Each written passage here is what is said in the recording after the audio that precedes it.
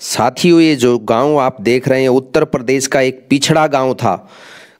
2-3 साल पहले की बात है कि जब यहाँ आदमी चल नहीं सकता था, कीचड़ इतना लबरेज था गलियों के अंदर कि आदमी ना पैदल चल सकता था और ना किसी साधन से आसानी से जा सकता था। खड़ोंजे की सड़कें थी, अब चमचमाती सड़कें आपको नज़र आ रही हैं। ये वीडियो हमने डाला है।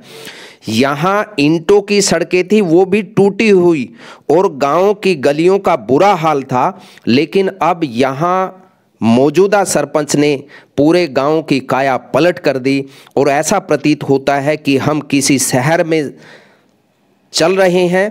शहर की ये सड़कें हैं। लेकिन अब आप दूसरी ओर नज़ारा देखिए, यहाँ धर्म नगरी कुरुक्षेत्र का।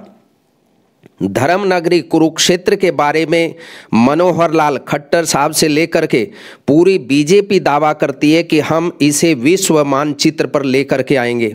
मगर अफसोस इस बात का है, विश्व मानचित्र पर जिस धर्म नगरी को लाने के वादे किए गए और यहाँ हजारों करोड़ रुपए लगाने के दावे किए गए मुख्यमंत्री मनोहर लाल खट्टर की ओर से और इनके अन्य मंत्रियों से लेकर के पदाधिकारियों तक इस प्रकार के दावे किए गए, आपके सामने है कि इसे विश्व मानचित्र पर वाकई शहर को ले आया गया है।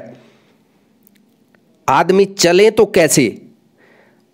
इससे तो साफ प्रतीत होता है कि ये संदेश देना चाहते हैं कि आप भी हेलीकॉप्टर से चलिए, पैदल चलने की आपको आवश्यकता नहीं है। इन लोगों ने मजबूर कर दिया है लोगों को नारकीय जीवन जीने के लिए। और ये जो आप नज़ारा देख रहे हैं, इसे आप नज़ारा ही कहिए। ये सेक्टर 13 कुरुक्षेत्र का है, जहां पूरा प्रशासन मौजूद है, जहां पूरा का पूरा अमला समला मौजूद होने के बावजूद भी जो सड़कें थी, अब ये नहीं कह सकते कि शहर की सड़कों को ठीक किया गया, बल्कि सेक्टर की सड़कों को तब्दील करके गलियों में तब्दील कर दिया गया। और गलियां भी ऐसी नहीं, ये कमाल की चमचमाती सोने की सड़कें बना दी गई। और वाटर लॉगिंग ये व्यवस्था की गई है कि यहाँ का पानी बर्बाद ना हो, यहीं रहे, कहीं ना जाए। यानी जो गलियां बनाई, सड़कों को तोड़ करके गलियां किसी एक व्यक्ति की ईंटें लगाने के लिए लगाई गई या कोई और व्यवस्था इन्होंने की, ये एक इन्वेस्टिगेशन का विषय है। ये जो सड़क नहीं कहेंगे, सड़क को गली में जो तब्दील कर दिया गया, ये अभी बनकर तैयार भी नहीं हुई है।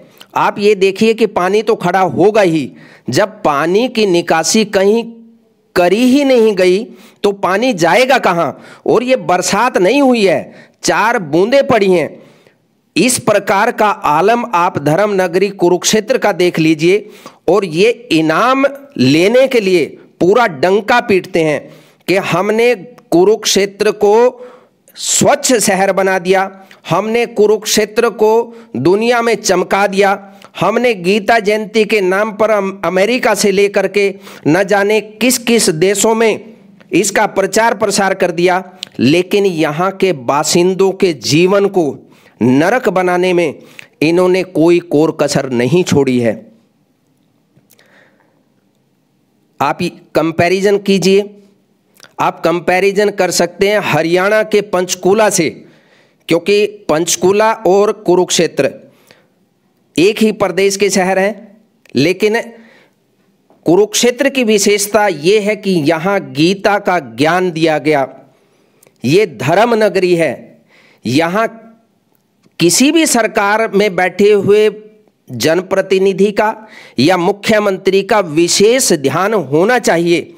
लेकिन ऐसा प्रतीत होता है कि मुख्यमंत्री महोदय यहाँ केवल मेलों का आयोजन कराने के लिए और मेला देखने के लिए ही आते हैं। क्या उनको ये नहीं मालूम कि यहाँ का विकास किसकी तर्ज पर किया गया? ये कौन सा मॉडल है मुख्यमंत्री साहब? आप हमें बताइए, या इस प्रदेश की जनता को या इस शहर के लोगों को बताइए, कौन सा मॉडल है? क्या ये गुजरात मॉडल है? ये कौन सा? आखिर समझ नहीं पा रहे हैं कि मॉडल है कौन सा। यानी जो गली बनी तक नहीं, पहली बात तो यह है कि इस सड़क को तोड़ करके गली क्यों बनाया गया। दूसरी बात, अगर इसको गली बना दिया गया है, अगर इसमें ईंटें लगा दी गई हैं, तो फिर पानी की व्यवस्था आपने क्यों नहीं कराई। अब आप कहेंगे कि मुख्यमंत्री ने तो ये गली बनाई नहीं। अरे मुख्यमंत्री के अधिकार क्षेत्र में आती हैं ये सभी चीजें। अगर मुख्यमंत्री कुरुक्षेत्र जैसे शहर को बर्बाद होते हुए देख रहे हैं, तो हम मुख्यमंत्री को 100 तोपों की सलामी देने की बात करते हैं, यानी ये कमाल की व्यवस्था है। अब ये देखकर ऐसा प्रतीत होता है कि हम कहीं बिहार में तो नहीं घूम रहे, या हम किसी दूर दराज के गांव में तो नहीं घूम रहे, लेकिन आप जनाब गांव में नहीं हैं, आप कुरुक्षेत्र के सबसे पोश सेक्टर में इस गली को देख रहे हैं, जिसे तोड़ करके, यानी जो सड़क थी उसको तोड़कर एक विशेष अभियान के तहत, या यूं कहें कि किसी व्यक्ति की ईंटों को लगाने के लिए 18 मीटर सड़क को गांव की बदतर से बदतर गली से कंपैरिजन करते हुए इसका निर्माण करवा दिया गया। अब कौन कहेगा कि ये विश्व मानचित्र का शहर है। अब ये अगर यही विश्व मानचित्र का शहर है, तब तो वाकई आपको और आपके सभी नुमाइंदों को, आपकी पूरी कैबिनेट को और इसकी देखरेख करने वाले सभी अधिकारियों को विशेष सम्मान दिया जाना चाहिए। राष्ट्रपति की ओर से अवार्ड दिया जाना चाहिए। और आप लोगों का अनुसरण अन्य प्रदेशों के मुख्यमंत्रियों से लेकर जितने भी जनप्रतिनिधि हैं, वो आपकी इस कार्यशैली का अनुसरण करें, ताकि लोगों का जीवन सुधर सके। क्योंकि आपने तो वाकई विशेष तौर पर लोगों का जीवन सुधार दिया। नवनिर्माण पार्टी ये वादा करती है कि सबसे पहले हमारी प्रायोरिटी सड़कों का निर्माण करने की है। जय हिंद।